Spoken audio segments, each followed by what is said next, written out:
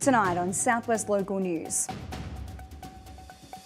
Two-vehicle accident in Dennington at the Walsh Road intersection. Police ramping up patrols of Fletcher Jones factory following several break-ins. Hundreds gather to run or walk for the Mother's Day Classic. And in sport, Naranda takes on Timboon in the rain with a close contest. Live from Silver Ball Studios in Warrnambool, this is Southwest Local News with Sharna Rogers. Good evening and welcome to Southwest Local News. Emergency services attended a two-vehicle accident just during morning peak hour on Monday morning.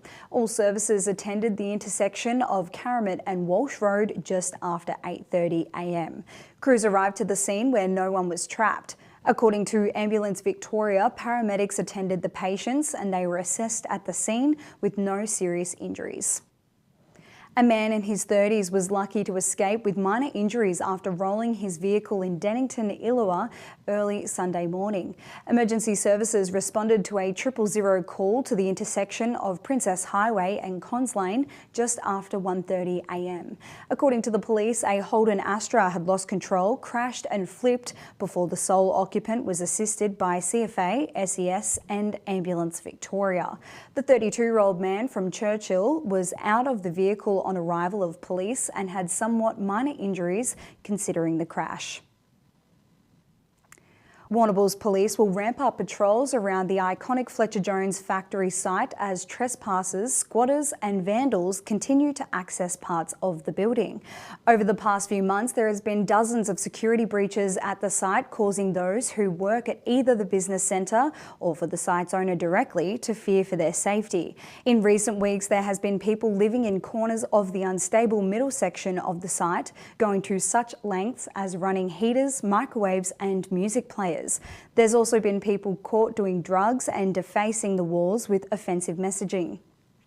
The middle section of the site is being assessed by Heritage Victoria and the state government to determine whether it meets criteria for demolition due to safety concerns. Hundreds gathered by the beach kiosk on Sunday, doused in pink for the Mother's Day Classic, a 7-kilometre run and a 3-kilometre walk aimed at raising money for breast and ovarian cancer research. In the last 29 years, the Mother's Day Classic has donated $48.23 million to the National Breast Cancer Foundation, and since 2024, $2.57 million has been raised for ovarian cancer research. Every day in Australia, 12 people die from breast or ovarian cancer. Speaking to Cancer Survivor and this year's ambassador, she's proud to see so many people getting behind the event. Father-in-law, passed last year, and so cancer's been involved in the family, unfortunately. So it does mean a lot, and here come my kids now. So we're all here as a family, just for a run and walk. My mother passed away from breast cancer and my sister also had it, but she's recovered. Well, I do it every year. I think this is my 15th year. I usually do it in Geelong, but I transferred to Warrnambool this year because I'm down in Mortlake for the weekend. Just hope that every year it grows more and more. The more awareness we have and everybody that joins in, because unfortunately cancer seems to be something that touches every single person. Everybody either has had someone in their family or knows somebody that's gone through a cancer journey, which is unfortunate, but the more we raise money, hopefully we can put an end to this someday. Charges are still yet to be laid in relation to the death of a koala in Koroit, with police confirming they are not the lead agency in the investigation. In a statement to Fitzmedia, Victoria Police said the matter was being investigated by the Victorian Conservation Regulator. Police said the Conservation Regulator interviewed the man with the primacy of the investigation.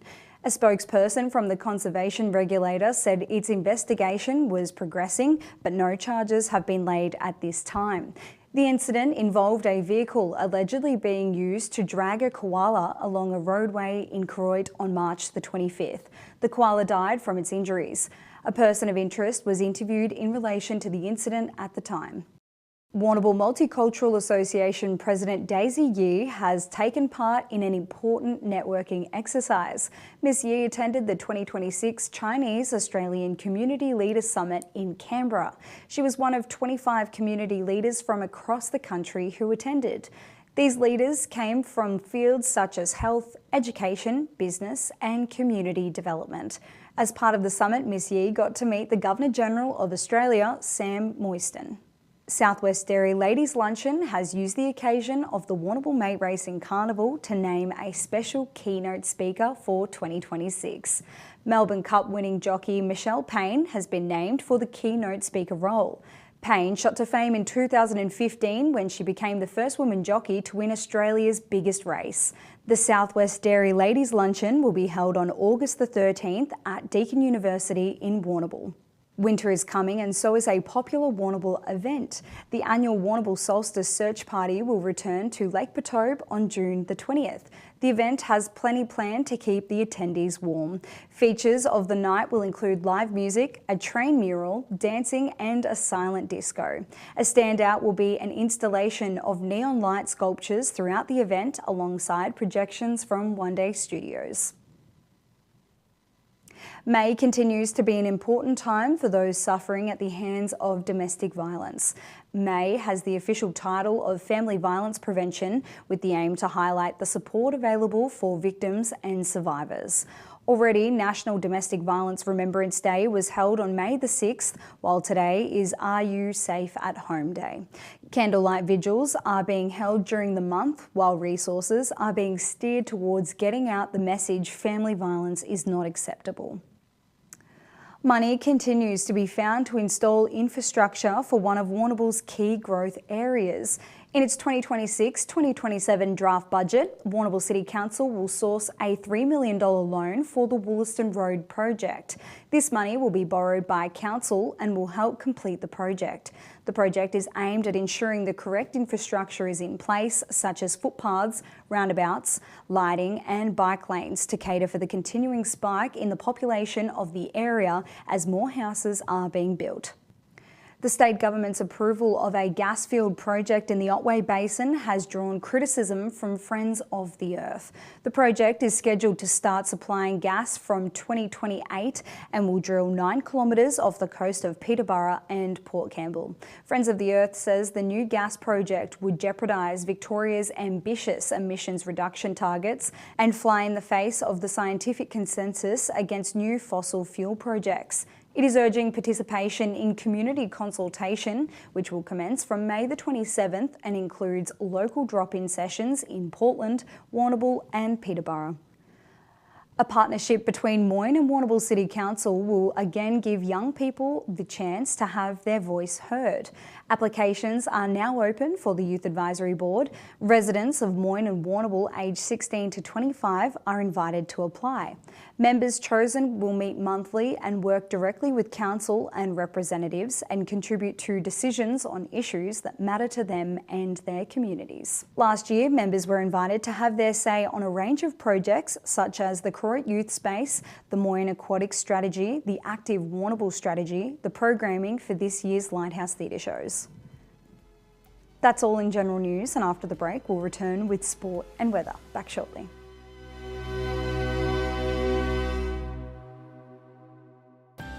We use the Ridley team, make a phone call, I get high quality advice. We tend to have 6 weekly visits from the team where we do a full farm walk and herd health check. They check in on production and the feeding rate. It's something I don't have to worry too much about because I'm always comfortable that they will have it under control. The feed that comes out of Ridley's fully confident every day of the year that it's high quality grain or pellets. George Taylor Stores. 3 stores and astonishing range of products. Clothing, accessories, beanies, gloves, hats and belts. Brands like Bisley, Yakka and Ridgeline. Plus the largest range of boots and gumboots in the region. George Taylor Stores. At ASAP Local Plumbing, we know that when it comes to your home or business, you need a team that gets the job done right the first time. From expert hot water system installations to full septic tank and drainage solutions, we handle the heavy lifting so you don't have to. We're your go-to, trusted professionals for water quality and filtration. Get in touch today to book a quote or visit our website. ASAP Local Plumbing, your local plumbing experts.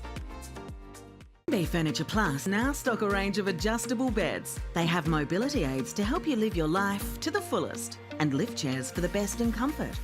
B&B Furniture Plus is locally owned at 203 Lava Street, Warrnambool. Tonight's sport is proudly brought to you by Nutrient Ag Solutions, Warrnambool and Timboon. Getting the most out of your farm. Contact the team today.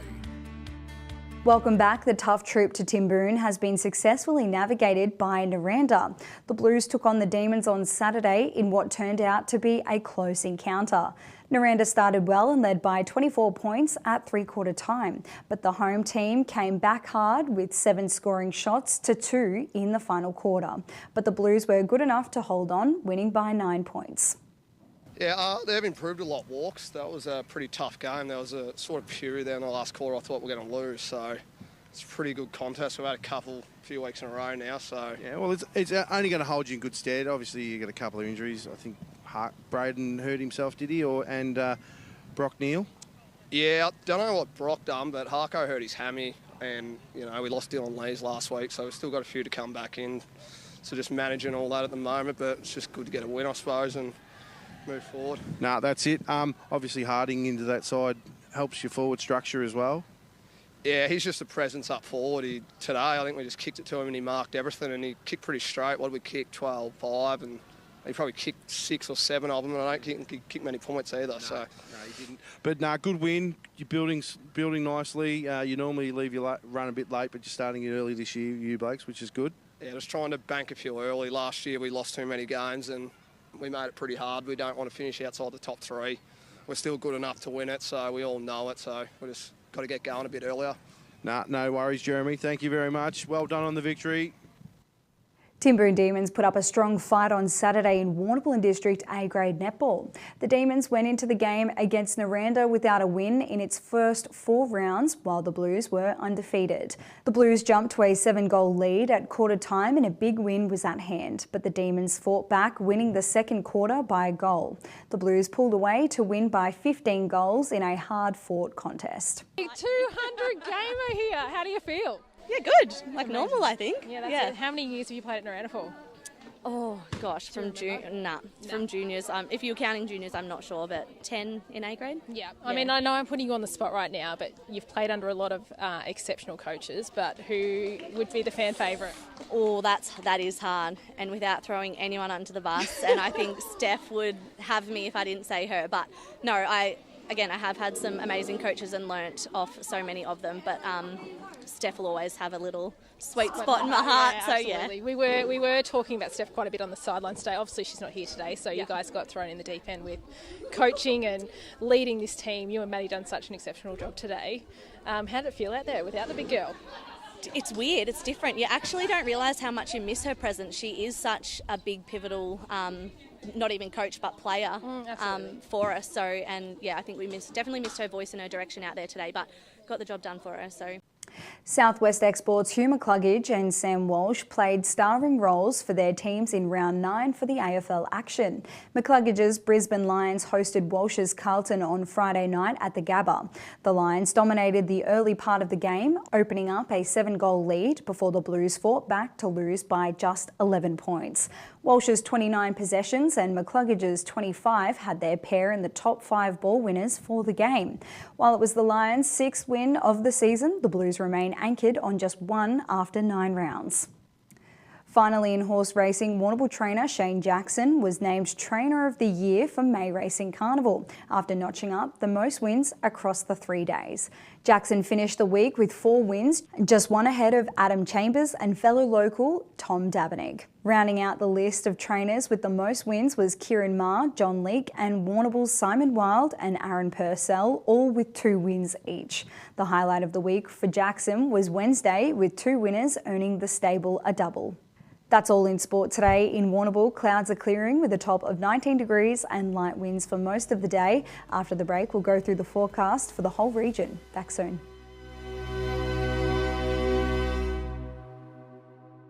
Hi, it's Rob from the Vet Group. Heifers are the future of a dairy herd, and the Vet Group is here to help your heifers meet their potential. Whether that's by monitoring worm egg counts or mineral levels, or designing a vaccination calendar to help prevent infectious disease. Our techs and vets can make things easier for you on farm by weighing heifers, assisting in synchrony programs, and teat sealing heifers to prevent mastitis at calving. The Vet Group, making herd care easy. G'day, Jeff Cook here at the Tyre Factory Warrnambool. We're more than just tyres. Our team not only specialise in helping you with your tyre needs, but other mechanical needs as well. The Tyre Factory Warrnambool has all the leading brands of tyres, including Hankook, Maxxis and VFG. Plus we also offer a number of wheel packages and wheel alignments. Get in touch with us at the Tyre Factory Warrnambool for your mechanical needs. We are more than just tyres at the Tyre Factory Warrnambool, Raglan Parade. Hi, Ben Cunnington here. When it comes to looking after my property, there's one place I trust, Bell's Garden Centre. They stock ride-on mowers from Ferris, Ariens and Country Clipper, plus small power equipment from Victor, Super Swift, Echo, Shin-Daiwa and Greenworks. With over 60 years combined servicing experience, they'll keep your gear running right. And it's not just machinery. Bells have everything for your garden, from giftware and pots to bird baths and concrete features. They even deliver anywhere across the southwest. So if you want the best for your yard, head to Bell's Garden Centre. They've got you covered.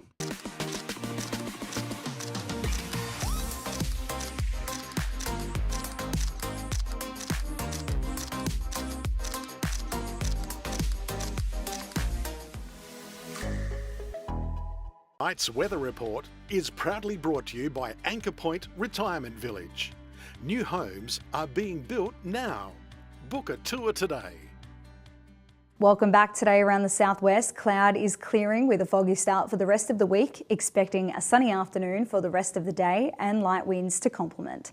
Now to the forecast. Over in Port Fairy tomorrow, a sunny day with a top of 20 degrees. Wednesday expecting a mostly sunny day with a top of 20 degrees and a chance of a foggy day with light winds becoming northeasterly. On Thursday, a partly cloudy day with a top of 21 degrees, also from the southeast. In Mortlake tomorrow, around the region, a top of 23 degrees with overnight temperatures falling to 7, 22 on Wednesday with a mostly sunny day and a chance of fog in the start. Light winds on Thursday, partly cloudy and a top of 21. In the Colac and Camperdown region, 21 degrees for the coming days with a chance of morning fog and a sunny afternoon tomorrow. Similar conditions for Wednesday with cloud clearing and a mostly sunny afternoon for Thursday with light winds and a partly cloudy morning. Over in Port Campbell, a mostly sunny day with a top of 18 degrees, 18 again on Wednesday with a mostly sunny day and a chance of fog in the morning. Thursday, partly cloudy and a top of 19 with winds approaching from the southeast. Warrnambool tomorrow, a top of 21 degrees. On Wednesday, a mostly sunny day with a top of 21 degrees and winds approaching from the northeast. Thursday, partly cloudy, a top of 21 and light winds throughout the morning. That's it from your Southwest Local News team, and thank you for tuning in, whether that be online, on podcast or on 3-Way FM. If you missed any of the bulletin, you can watch it back on demand at southwestlocalnews.com.au. Until Wednesday, with peace, good night.